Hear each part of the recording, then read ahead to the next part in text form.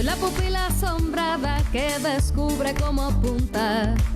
Soy todo lo que se junta para vivir y soñar. Una mirada lo dice todo. Si me levanto temprano, fresca y curada, clara y feliz, y te digo, voy al bosque para aliviarme de ti, sabes que dentro tengo un tesoro que me llega a la raíz. Inconfundible, Silvio Rodríguez. Con él emprendemos esta aventura espiritual que lleva por santo y seña la pupila asombrada, y a la que, como siempre te digo, eres bienvenida, bienvenido y también viceversa.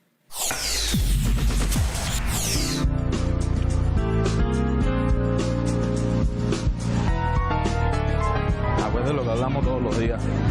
Ya, tienes que portarte bien. No me hagas así los ojos. Por favor. Pórtate bien, ¿ok? Dale clase de hacer. Dale, pasa, dale, vamos. Dale.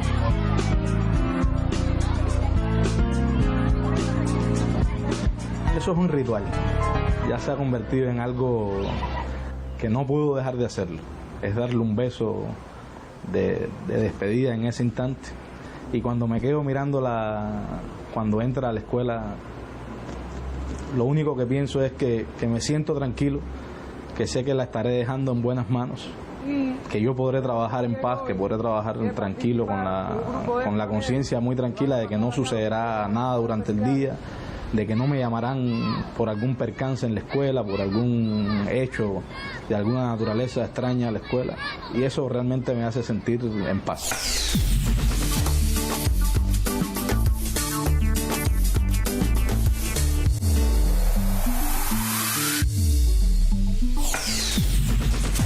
El testimonio de un padre que nos dice que su mayor tesoro es el derecho a vivir en paz. Nos da el pie forzado para ilustrarnos las pupilas con Omar Maliño. Bienvenido, Omar. Gracias, Karen. Este material documental tiene un título también muy adecuado: Derechos en Revolución. Es una producción de la Asociación Cubana de Naciones Unidas en el 2019, la víspera de esta crisis que hemos vivido.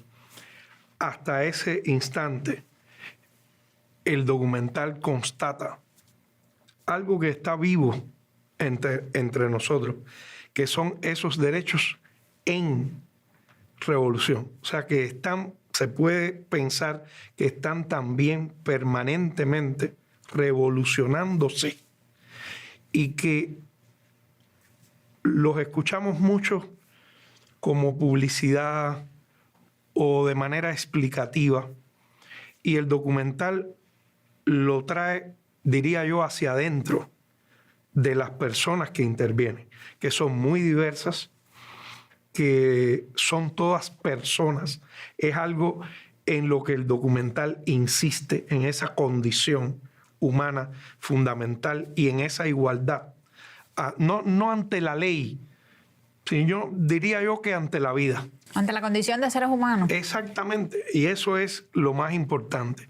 Y cómo se aplica para distintas profesiones, distintos tipos de vida familiar, distintas opciones ante la vida, distintos lugares en el país.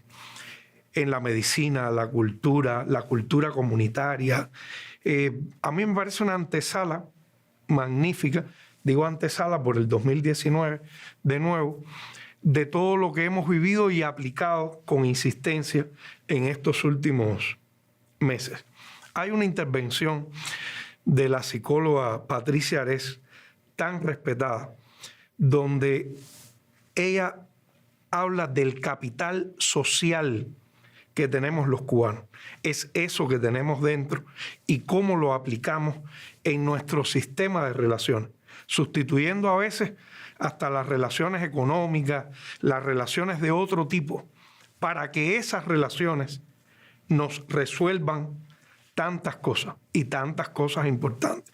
Y cómo esos derechos están, a veces atraviesan tanto a las personas en Cuba que no nos damos cuenta que los poseemos. Pero el documental nos pone estos rostros de estas personas frente a frente y nos consigna esos derechos en revolución de manera actuante. Muchísimas gracias, Omar. Vamos entonces nosotros con un fragmento del documental, una de las historias que se cruzan en este material. Fácil.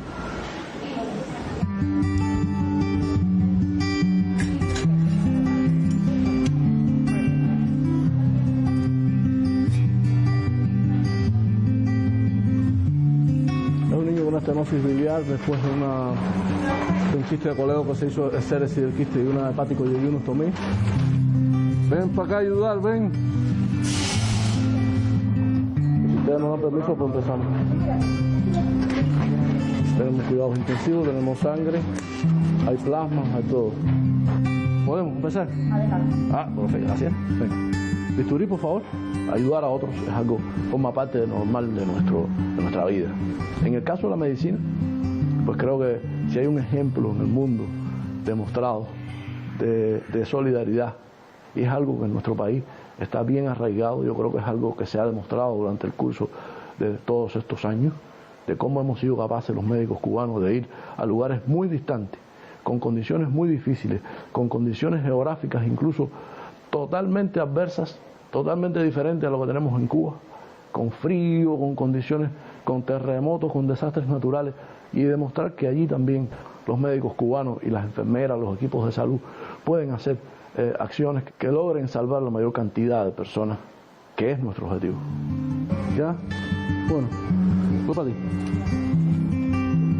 Haz una disección con dientes, por favor. Aspira un poquito ahí. Una tijerita, por favor. Si hay uno de los derechos humanos más importantes que tiene el hombre, es el derecho a la vida, el derecho a la salud. Y eso es algo que en Cuba hoy en día, evidentemente, es algo que se garantiza. Yo creo que es algo que tenemos todos los días. Cuando hablamos de bloqueo, y nosotros para ejercer nuestras acciones, que dicho sea de paso, para brindar nuestro trabajo, con nuestro trabajo, ese derecho que tiene todo ser humano, y tú crees que no lo puedes hacer y te ves limitado, y ves que no lo puedes hacer porque existe un bloqueo, porque existe una ley, porque existen regulaciones que impiden que tú puedas obtener la mejor tecnología o la más adecuada, o a veces la única tecnología que pueda curar a un enfermo, tú sientes que no es justo. O sea que los derechos humanos también están siendo limitados desde ese punto de vista, ¿no? Que cuando se operan de chiquitico, las posibilidades de pegarse son menos. Pues el colon aquí, mira el colon aquí abajo, completamente manipulable. En mi contexto específico, ¿sabes? En el trabajo de nosotros diario, es una realidad tangible. Hay un gran número de cosas que sin bloqueo pudiéramos hacer mejor. Hoy en día trabajamos a veces con equipos obsoletos desde el punto de vista técnico, que funcionan gracias al ingenio y a la capacidad que tienen nuestros técnicos de recuperarlos, de hacerlos funcionar. Cuando sabemos que a veces en el mercado tenemos equipos que son modernos, que son más seguros, que son más eficaces, digamos, y sencillamente no se pueden adquirir porque está reglamentado o regulado que Cuba no puede adquirir esos equipos. Yo creo que es injusto. No tienen culpa los enfermos, no tienen culpa los niños, y los niños no se puede castigar a un pueblo así. No se puede castigar a un pueblo así. Los que hacen eso no piensan como personas, no piensan como seres humanos. No piensan en los derechos humanos que tienen nuestros enfermos, no piensan en los derechos humanos que tienen nuestros niños, que son personas y que también necesitan tener esos medicamentos como lo puede tener cualquier niño de cualquier país desarrollado. ¿Cuál es la diferencia? Somos seres humanos iguales. Y ese es el mensaje también de esperanza, porque a pesar del bloqueo, a pesar de todas las medidas que se toman en contra de nuestro pueblo, nosotros seguimos adelante, seguimos haciendo nuestro trabajo y seguiremos salvando vidas. Excelente. Ahora, con permiso. Gracias a todos. Fíjate qué complicación más rara a largo plazo. Tremenda cantidad de cálculo que tenías ahí. Empieza la historia, por favor. Ana, gracias.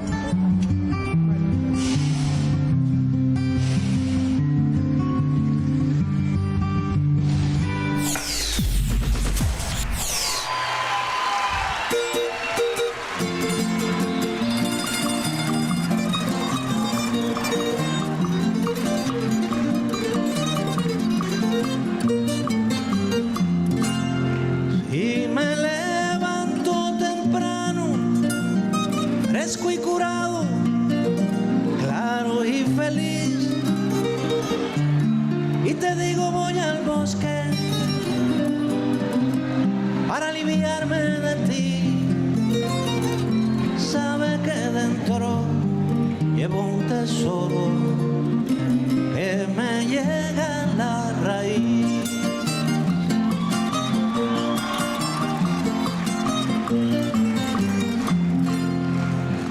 Si luego vuelvo cargado con muchas flores, mucho color,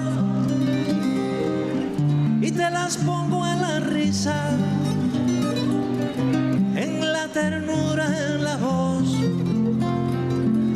es que he mojado en flor mi camisa para teñir su sudor.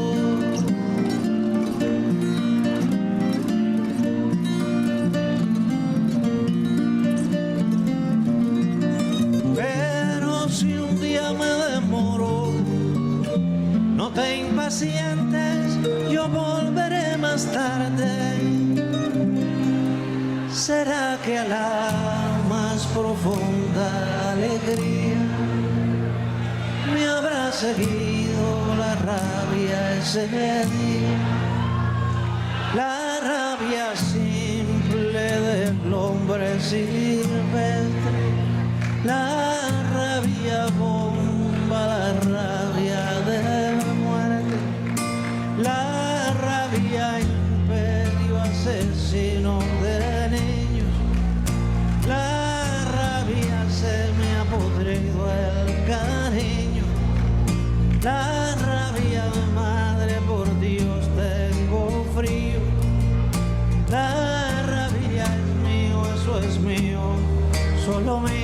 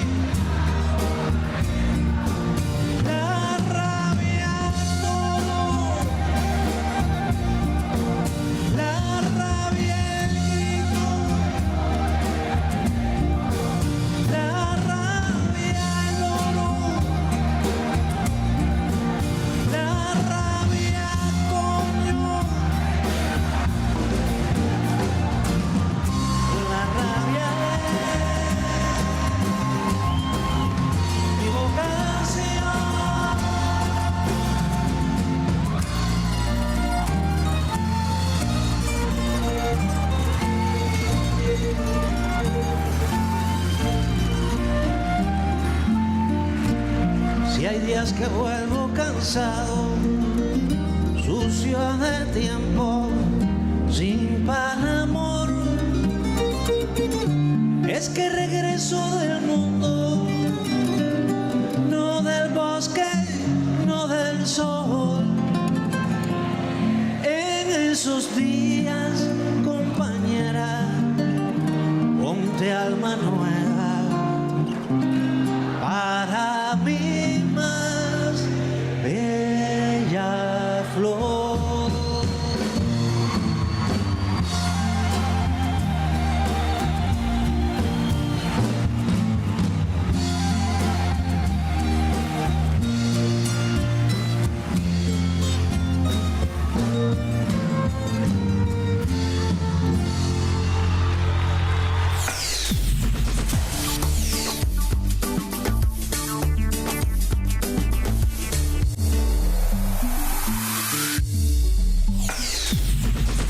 Y hoy, más que poner bloques para armar un edificio, como hacemos en la pupila, los quitamos, los desmontamos. Gracias a este material que vamos a ver. Bienvenido, Iroel. Sí, un placer hablar contigo y, bueno, con nuestros televidentes, como siempre.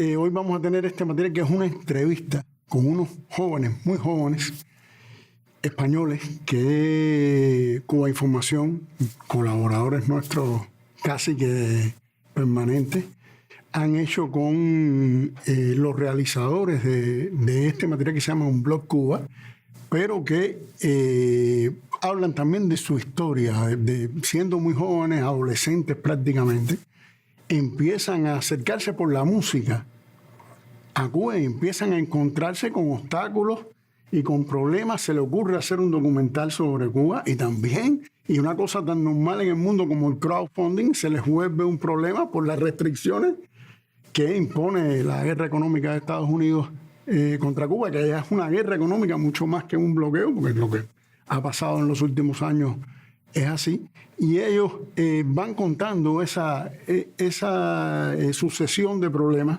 y cómo los fueron venciendo. Yo diría también que los ha ido radicalizando y los ha hecho empeñarse en ir más allá en la comunicación sobre las causas antiimperialistas, anticapitalistas.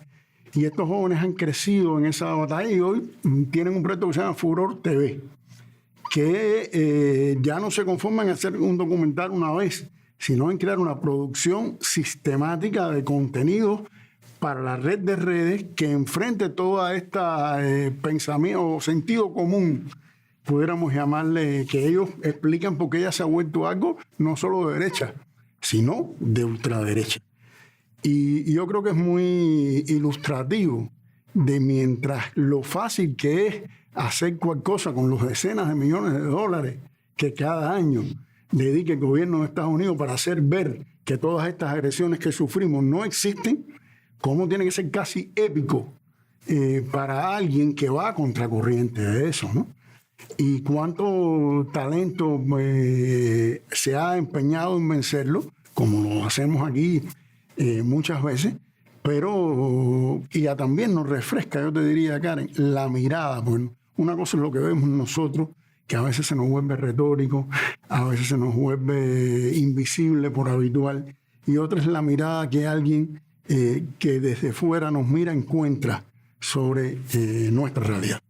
Así mismo, tú decías que en los últimos años hemos visto esa guerra económica, cada vez buscar caminos nuevos, porque hay una creación también para bloquear, ¿no? Como mismo hay como un torturador. Como mismo nosotros nos las pasamos ingeniando cómo desbloquear, también hay mucha gente cobrando mucho dinero para ser ingenioso a la hora de bloquearnos. Y es interesante cómo esa guerra económica, si bien vemos cómo en los últimos años se pone más dura, tiene sus orígenes desde el mismo triunfo de la revolución. Ni siquiera en el año donde reconocemos que Kennedy se sentó y firmó la ley, sabemos que la guerra económica empieza desde el mismo momento en que Cuba decide emanciparse. Eso es la tortura del derrotado. O sea, no nos han podido vencer y entonces tienen que estar generando nuevos modos de torturar al pueblo de Cuba, porque eso es lo que hacen, inventar nuevos modos de torturar a un pueblo que los ha derrotado.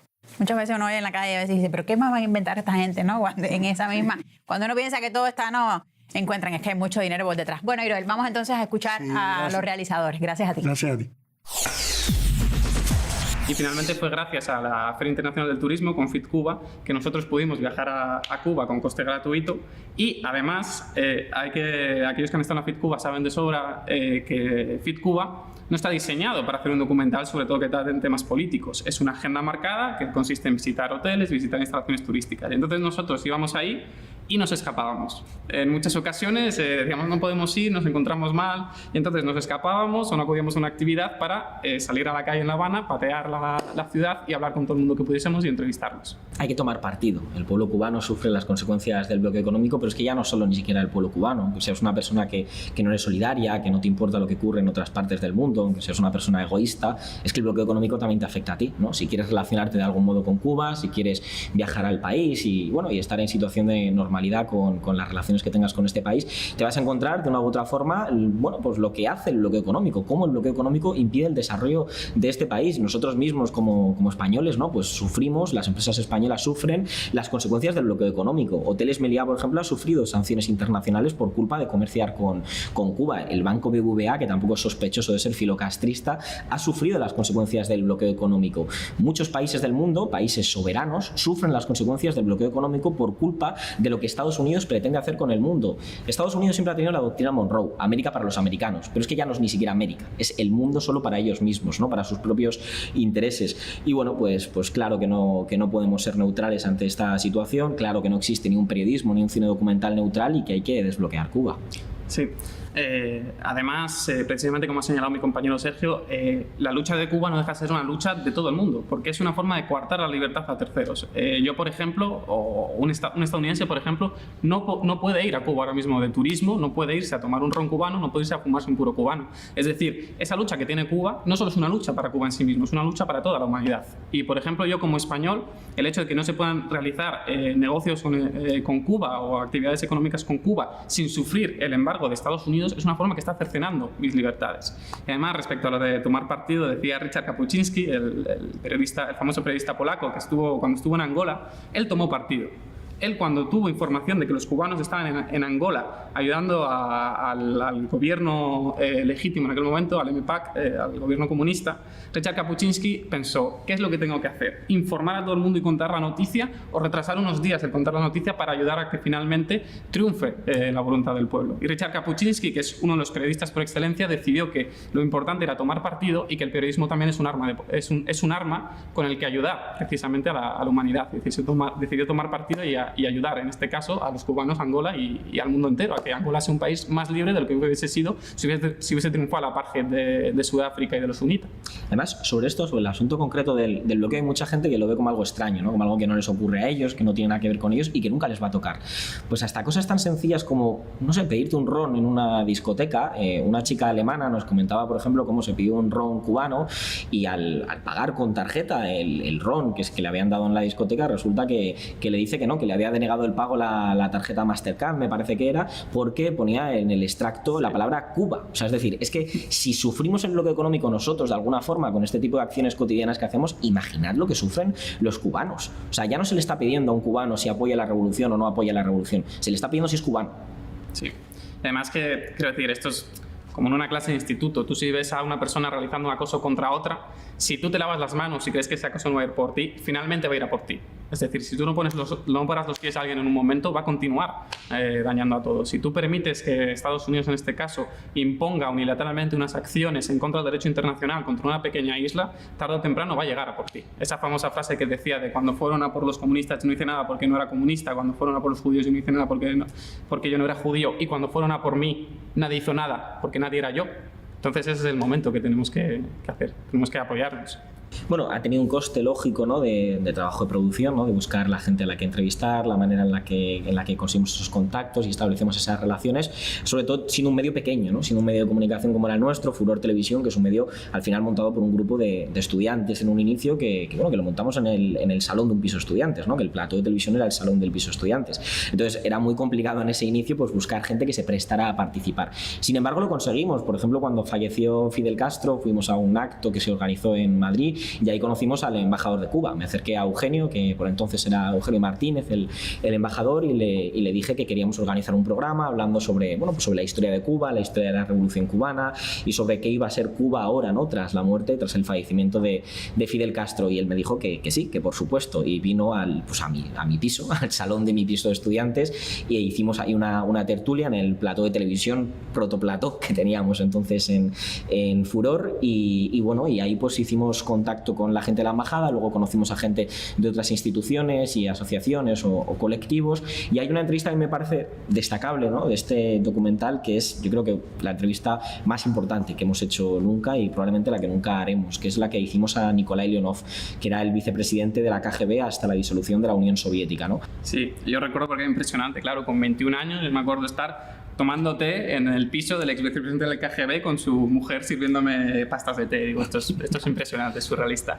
Y respecto a lo difícil de encontrar ciertas entrevistas, es verdad que a veces tuvimos problemas. Por ejemplo, a nivel queríamos conseguir, por ejemplo, a profesores o a médicos allí en Cuba, y era muy difícil por el tema de que íbamos muy pillados con el tema de la organización de FIT Cuba, de que, por ejemplo, para conseguir determinadas entrevistas pues era una cuestión de papeleo, burocracia de distintos organismos que era un poco difícil, pero bueno, otras tantas entrevistas las conseguimos de casualidad. A Gerardo, uno de los 5 héroes cubanos, le conseguimos porque íbamos a dar nosotros una ponencia en el Instituto de Relaciones Internacionales allí en Cuba, y cuando estábamos allí, el rector de esa universidad era Gerardo. Y pasó una cosa muy curiosa, que es que a nosotros, por lo que sea, estuvimos hablando con él, y dijimos, joder, qué chico más majo, no sé qué, súper majo, impresionante, en el trato muy cordial, pero no caímos en la cuenta de que era Gerardo uno de los 5. Entonces fue cuando estábamos ya en el taxi para irnos, dijo el taxista, coño, si conocéis a Gerardo, no sé qué. Dijimos, hostia, Gerardo de los 5. Ya salimos y dijimos, Gerardo, perdón, porque te podríamos entrevistar, de verdad. O sea, nosotros hemos estado en manifestaciones por la Costa de Liberación y él, súper majo, súper atento, dijo, sí, claro, no pasa nada, no sé qué, se rió un poco y nos concedió la entrevista. La Revolución Cubana fue un sueño muy lindo que no hemos podido todavía cumplir en su totalidad.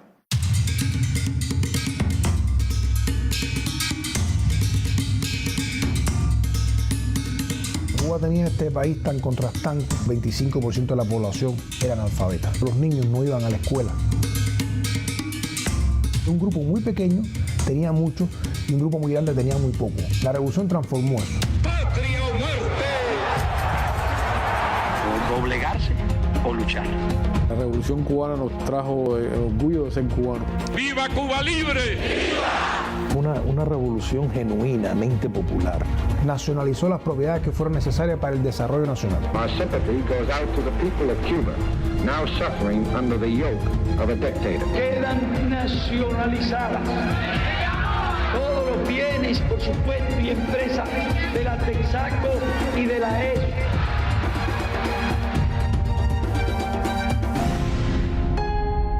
Es una crisis que tuvo un impacto demoledor, dificultades con la alimentación, con el transporte. Estamos en un periodo especial, un periodo difícil, un periodo uno de los más difíciles de nuestra historia. ¿Por qué? Porque no hemos tenido que quedar solos frente al imperio, solitos. Bloqueo es una política genocida. No hemos conocido una Cuba, otra realidad que no sea vivir bajo un bloqueo. Ha afectado tremendamente a la población cubana. Afecta la educación, nos afecta la salud. Today, the United States of America is changing its relationship with the people of Cuba. Debemos poner en práctica el arte de la convivencia civilizada. El bloqueo no se ha levantado. El bloqueo sigue intacto. I am announcing today a new policy. Our new policy begins with strictly enforcing U.S. law. We will enforce the embargo. Trump, en un intento por asfixiar económicamente a la sociedad cubana, ha aplicado el título 3 de esa ley. Nos han tenido agarrado por el cuello. Suéltame, déjame hacer lo que yo quiero hacer y entonces veremos si se puede o no se puede.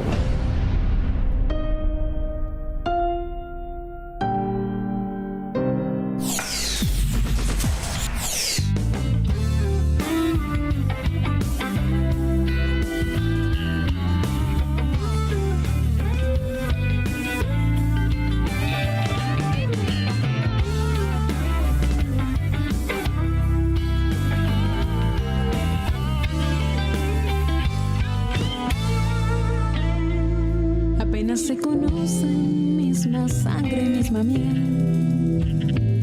Visitas prohibidas, solo padres tras papel. Fieles a la digna espera de educar y de servir en un lugar de sombra y nieve. Aún sobran ganas de reír.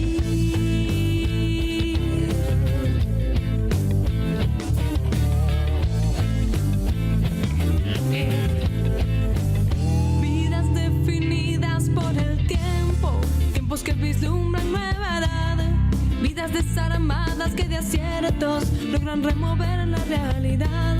Que este canto asalte su mañana, asomando el eco de la voz de miles de miradas que a distancia tomarán la forma de un ciclón. Hombres de fuego, seres sin miedo, padres de oro, vidas por nacer. Hombres de fuego, seres sin miedo, amantes tras papel.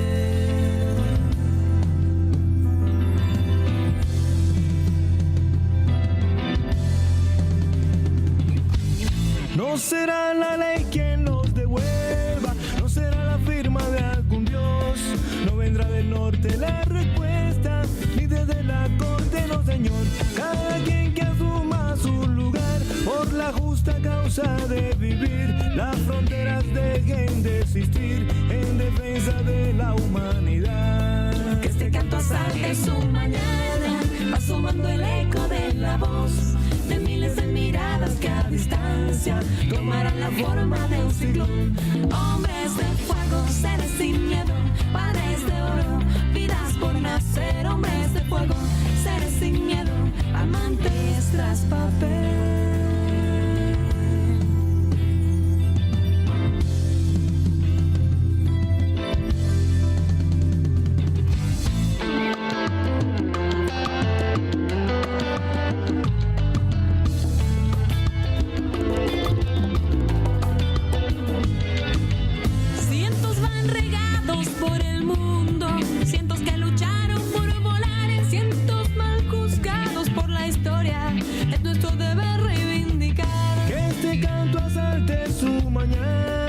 asomando el eco de la voz de miles de miradas que a distancia tomarán la forma de un ciclón. Que este canto asalte su mañana, asomando el eco de la voz de miles de miradas que a distancia tomarán la forma de un ciclón. Hombres de fuego, seres sin miedo, padres de oro, vidas por nacer. Hombres de fuego, seres sin miedo, padres de oro, vidas por nacer. Cinto de fuego, seres sin miedo, cinto de oro, vidas por nacer. Hombres de fuego, seres sin miedo, amantes.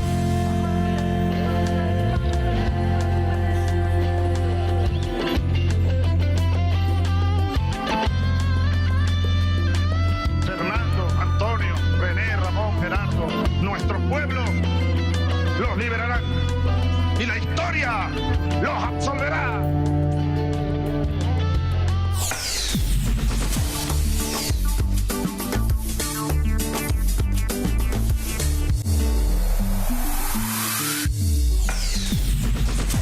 Y con Surconsciente y Gerardo Alfonso, aunque no esté de moda, estamos cantando. Padre tras papel, que es una pieza de hace unos años ya, bueno, de los momentos, digamos, cardinales en la lucha por traer a los 5 héroes prisioneros en los Estados Unidos. Y esta agrupación Surconsciente, que es una agrupación liderada por jóvenes que ha estado en Cuba, por cierto, venezolana, de estas agrupaciones venezolanas que tienen que ver con todo el auge del proyecto cultural que levantó Chávez en la Revolución Bolivariana, y que bueno, invitaron a Gerardo Alfonso para el video, para también tener a uno de los grandes de la trova cubana, y bueno, hicieron esta pieza que se puso alguna que otra vez, no en nuestros medios, pero sí en Venezuela, en los canales alternativos, sobre todo de la televisión pública venezolana. Es que ese fue también uno de los signos que tuvo Fide, la lucha por el regreso de los 5 héroes, también pasó por ahí, por sumar a distintas voces desde el arte que hicieran patente la voluntad de defender esa causa. La música también hizo mucho hincapié y bueno, y otros, bueno, Danny Glover se conoce, los grandes actores que se sumaron a esta lucha. Los artistas de la plástica también, más de una vez, me acuerdo, hacían aquellos murales bellísimos. Se hicieron conciertos, muchos. Bueno, Vicente Feliu, que llevó adelante un trabajo profundo en esto, incluso musicalizando poemas de Tony. De eso hemos hablado en el programa. Y vamos a una agrupación chilena, Iyapu, que es una agrupación fundada en el 71 en Antofagasta.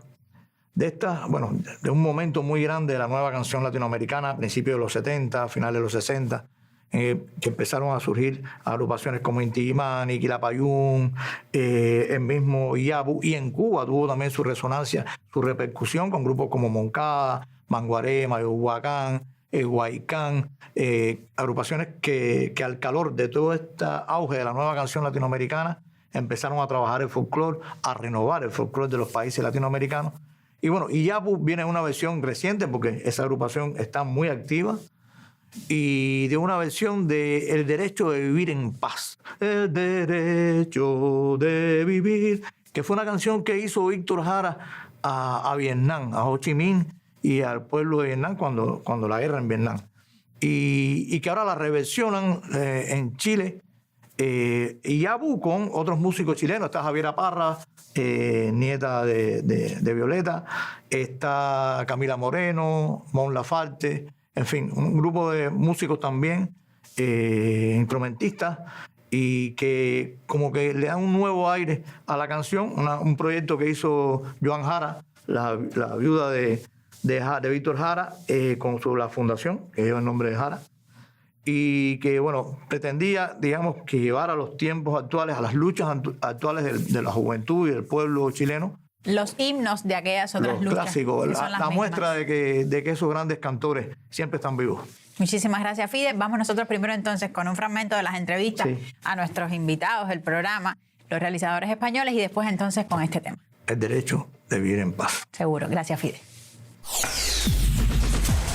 Y entonces, sin embargo, lo que ocurre es que hay una parte del electorado de Florida que es muy importante para ganar las elecciones en Estados Unidos, que es latino, y son muy anticastristas. Entonces, para ganarte, por un lado, el estado de Florida, que es muy importante cara a las elecciones, y por otro lado, de cierta parte conservadora de los halcones que apoyaron a Donald Trump, están muy en contra y creen que la fuerza y la violencia y la imposición es la única forma. El pensamiento medieval de tenemos que asediar una ciudad enemiga hasta que se mueran de hambre, como si fuese la asedio de Numancia y estuviésemos en la Edad Media, una edad antigua.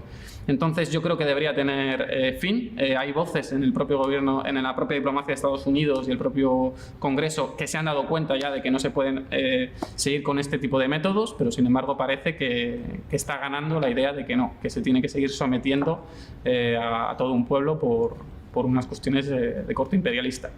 Parece imposible que una isla tan pequeña haya resistido durante más de 60 años, a pesar de tener a 90 millas al país más poderoso del mundo. Son cosas que cuando analizas su historia es increíble, ¿no? Es inaudito, ¿no? El triunfo de Cuba en las relaciones internacionales, la manera de sortear el embargo, las sanciones internacionales norteamericanas y la forma en la que han salido adelante siendo soberanos e independientes a pesar de todo lo que han intentado hacer contra ellos. No sé cuántos intentos de asesinato ha habido contra Fidel Castro, y Fidel Castro murió pues cuando quiso murió en la cama. Por lo tanto, creo que lógicamente, siguiendo esta historia y analizando lo que ocurre en Cuba, no hay nada imposible, ¿no? para ese pueblo, y creo que él tiene, por supuesto, fecha de caducidad. Es verdad que el bloqueo económico contra Cuba es un bloqueo con un matiz especialmente relevante, ¿no? Porque necesitas una amplia mayoría en el Congreso de Estados Unidos, necesitas muchos mecanismos institucionales para poder acabar con él. Ni siquiera Barack Obama por sí solo podría haber acabado con el bloqueo económico, ¿no? Porque le dieron un carácter pues de tal forma que era muy difícil acabar con él, precisamente porque no querían que se pudiera echar por tierra las sanciones internacionales contra Cuba. Pero creo que la historia acabará absolviendo a Cuba y que permitirán pues que se pueda desarrollar con normalidad este país, ¿no? Tenemos muchos retos pendientes. Es la causa que me atormenta y que me impide dormir muchas veces, ¿no? Lo perdidos que estamos, la gente de izquierdas, la gente que nos sentimos progresistas con respecto a los referentes mediáticos, ¿no? Es verdad que a nivel de prensa escrita, de medios de comunicación en prensa escrita, tenemos grandes referentes. Hay medios con mucho peso, con mucho recorrido, movimientos sociales que han levantado también proyectos comunicativos que son fantásticos. Cuba Información es un ejemplo, ¿no? En la lucha para tratar de plasmar en el terreno audiovisual la realidad del pueblo cubano y lo que sufre el pueblo cubano, pero es verdad que seguimos estando huérfanos de referentes audiovisuales, ¿no? Nosotros, desde que fundamos este medio de comunicación, tuvimos muy claro que teníamos que dar la batalla en el campo audiovisual, una batalla por la verdad, no una batalla estrictamente militante, ¿no? Porque nosotros es cierto que el trabajo que hacemos lo hacemos con una cosmovisión clara, o sea, tenemos una línea editorial que no podemos esconder. Somos de izquierda, somos progresistas, defendemos lo que defendemos, pero tenemos muy claro también que somos periodistas y que queremos hacer periodismo, un periodismo combativo, un periodismo que se enfrenta a los que quieren robarnos la vida, a los que quieren condenarnos a la miseria, pero un periodismo al final que intenta ser riguroso, que intentamos ser veraces, ¿no? Ahora, ¿cuál es el contexto en el que partimos? Pues en un contexto en el que tenemos grandes dificultades económicas, también precisamente por cómo intentamos ser más pulcros, ¿no? Los grandes medios de comunicación no tienen ningún tipo de problema en estar financiados por bancos, no tienen ningún tipo de problema en estar financiados por grandes empresas, por fondos de inversión que especulan con nuestra vida, por grandes empresas con códigos éticos bastante reducidos. Nosotros, sin embargo, sí, somos un poco más, tenemos más ética, ¿no? En ese sentido, y queremos hacer un tipo de periodismo que no sea súbdito de los intereses económicos de unos cuantos señoritos. Queremos hacer un periodismo que al final sirva a la gente corriente y a la gente común. Ahora bien, la izquierda, los movimientos sociales, las organizaciones políticas, yo creo que tendrían que tener mayor preocupación con respecto a la batalla audiovisual, porque es una batalla que si la dejas te ganan ellos, y sobre todo en el campo de YouTube, de Twitch, de las redes sociales, los generadores de opinión hoy día son de ultraderecha. O sea, hay grandes generadores de opinión que son ya no de derechas, sino de ultraderecha, neoliberales o incluso narcocapitalistas. O sea, gente que está diciéndote que hay que acabar con el Estado porque tiene que estar Coca-Cola dándote de hostias en las manifestaciones, en vez de una policía que, pues que ya nos las da, pero que por lo menos tiene un marco jurídico que lo ampara, ¿no? Entonces, contra estos discursos del odio que cada vez están creciendo más, contra estos canales y generadores de opinión, creo que la izquierda tiene que armarse de músculo, tomárselo muy en serio, ya no para incluso copar el espacio mediático, sino para que haya pluralidad, para que haya otras opciones, para que chavales de 15 años que a lo mejor están viendo YouTube, como yo en su momento cuando me politicé, no tengan solo de referente a gente que les dice que el feminismo es una vergüenza, que nos va a atar a los hombres, o que la economía tenemos que tenerla siempre en manos privadas y no puede ser que el Estado intervenga en el sector estratégico, para que por lo menos haya voces diferentes, ¿no? El problema de esto es que, claro, que también tenemos un caldo de cultivo ahora mismo muy complicado, porque a nivel social, sobre todo en la juventud, yo estoy viendo un auge de la ultraderecha y de este tipo de movimientos que es terrible, y si no nos rearmamos para prepararnos para combatir esto, estamos perdidos. El derecho de vivir sin miedo en nuestro país, en conciencia y unidad, con toda la humanidad. Ningún cañón borrará el surco de la hermandad, el derecho de vivir en paz, con respeto y libertad. Un nuevo pacto social, dignidad y educación, que no haya desigualdad. La lucha es una explosión que funde todo el clamor, el derecho de vivir en paz.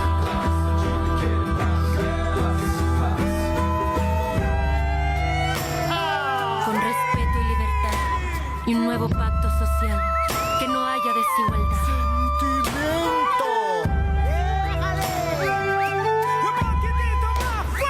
Los estudiantes no lo dejarán dormir si usted no los deja soñar.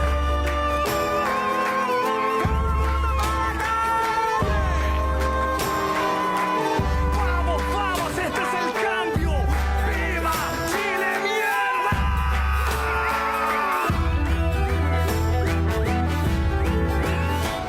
Es la paz nuestra canción, es fuego de puro amor, es palomar,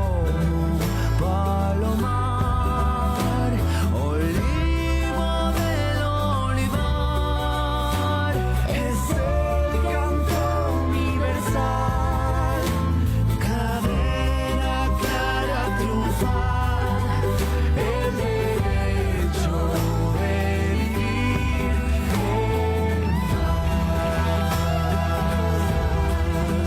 La la la la la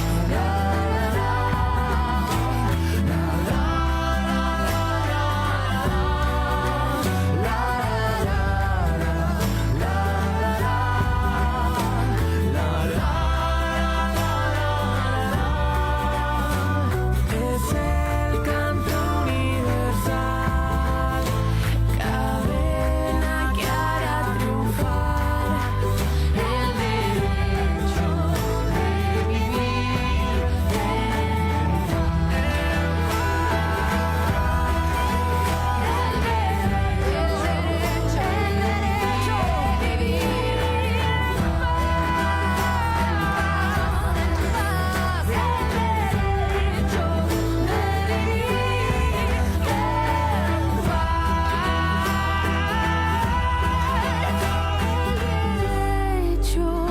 de vivir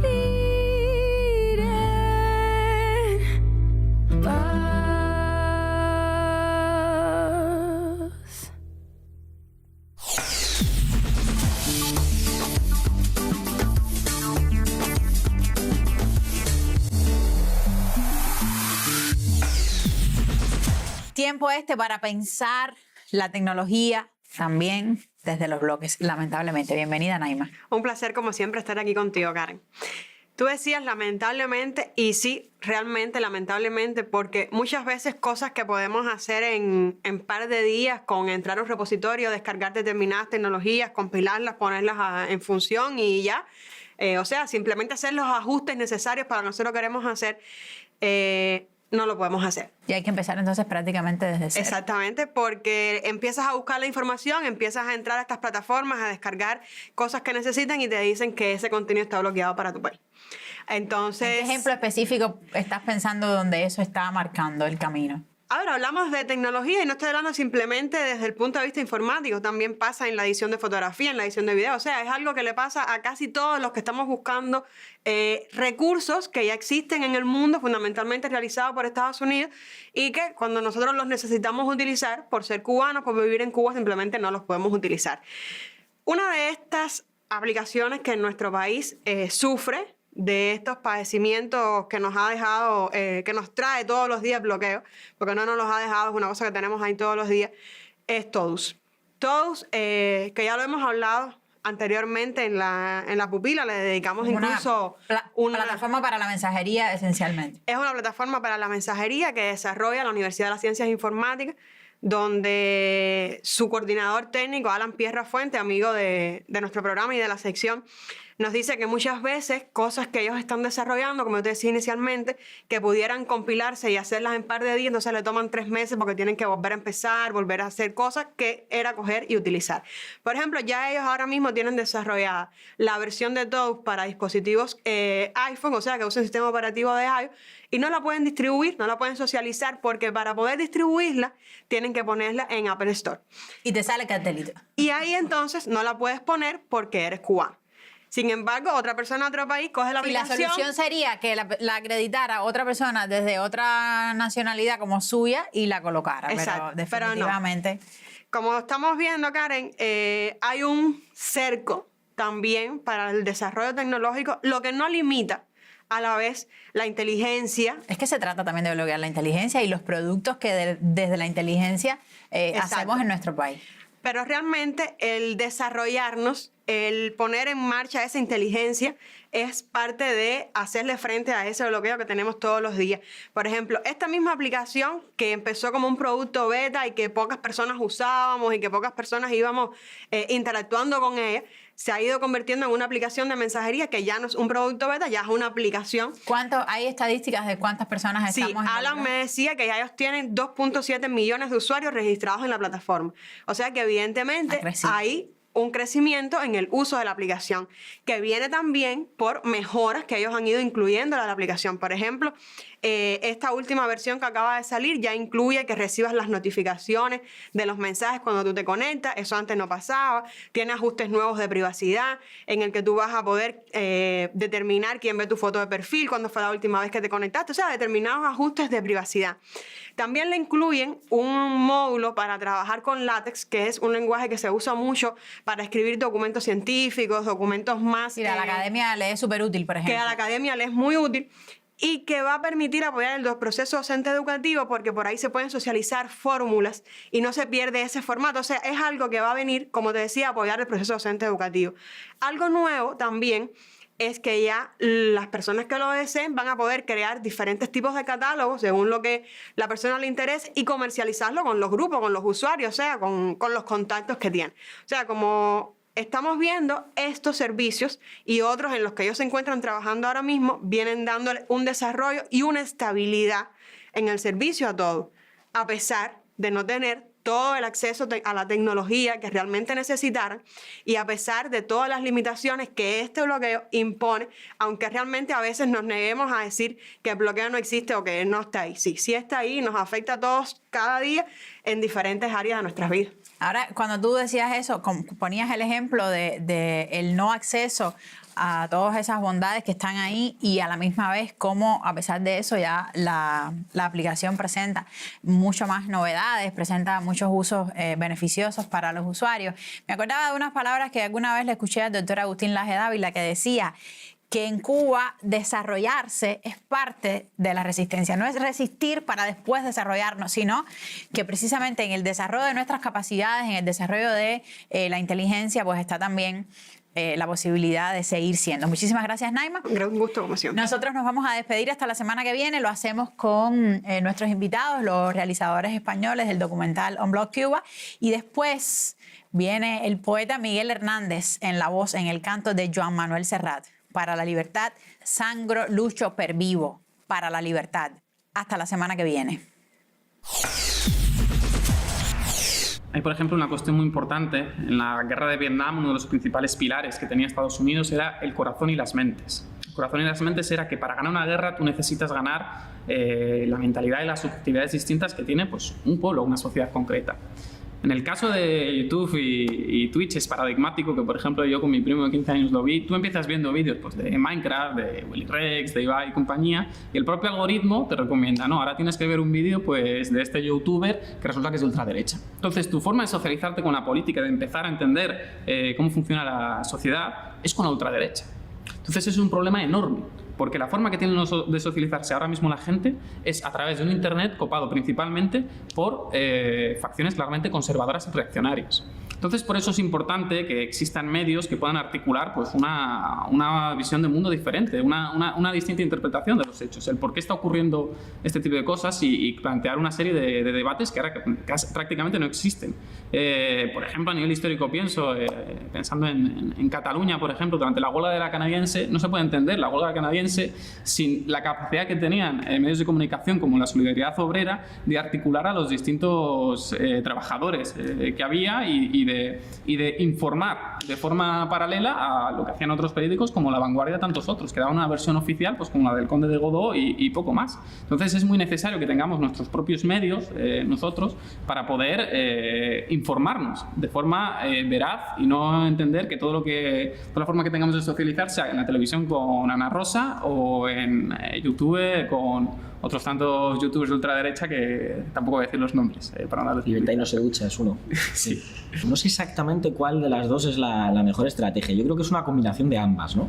Quiero decir que tiene que haber muchos canales como Furor TV, tiene que haber muchos medios de comunicación que den la batalla en el campo audiovisual, pero también tiene que haber, pues una capacidad y con esto también hacemos autocrítica, ¿no? En general, por parte de los generadores de opinión progresistas, de aquellos que queremos hacer un tipo de periodismo en el campo audiovisual, pues diferente al que estamos acostumbrados, menos egos, ¿no? Y saber sentarnos con otros compañeros de otros medios, saber unir fuerzas, saber combatir en conjunto, ¿no? Ahora, por ejemplo, La Marea y El Salto han hecho una unión especial, ¿no? Para sacar una serie de proyectos en conjunto para combatir los discursos del odio con una suscripción conjunta, y creo que sienta un precedente que El Salto y La Marea, que al final tienen mismos nichos, pues se unan para combatir los discursos del odio en un momento de excepcionalidad. Creo que es algo que hay que elogiar, y creo que los medios de comunicación que somos progresistas y que entendemos de otra manera la forma de comunicar, deberíamos también buscar cauces para colaborar, para trabajar en conjunto, porque el problema es que las reglas de mercado muchas veces también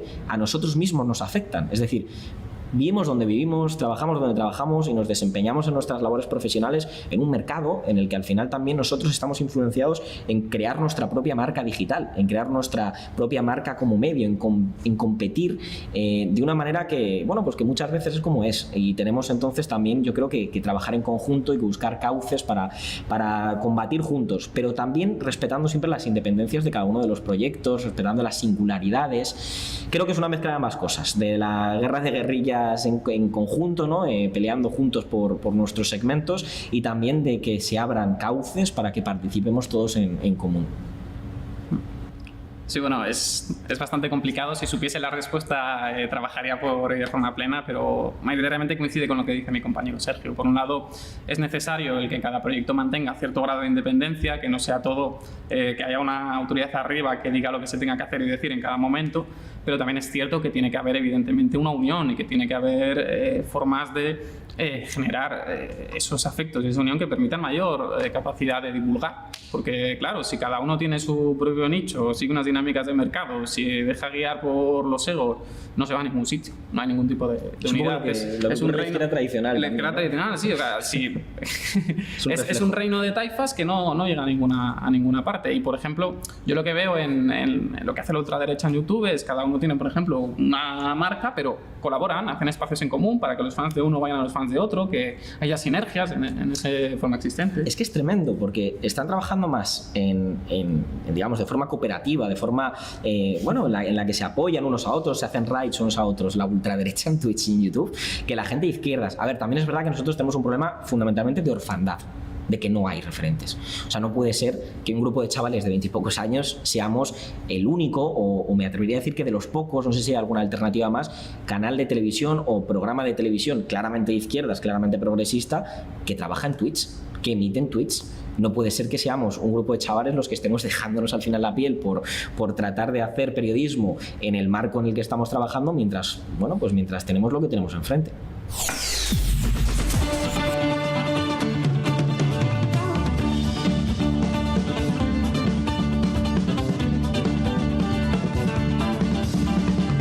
Para la libertad, sangro, lucho y pervivo. Para la libertad, mis ojos y mis manos, como un árbol carnal, generoso y cautivo, doy a los cirujanos.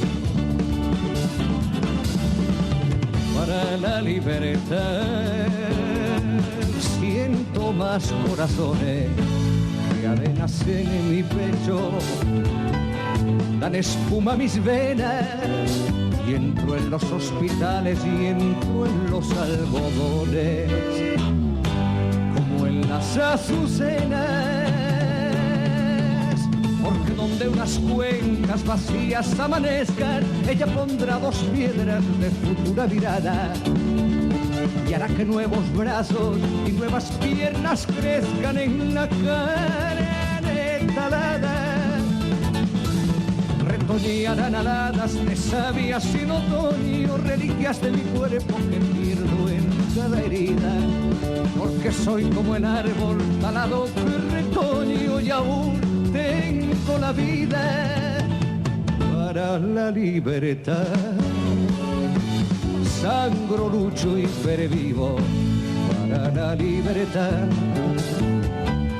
mis ojos y mis manos, como un árbol carnal, generoso y cautivo, doy a los cirujanos,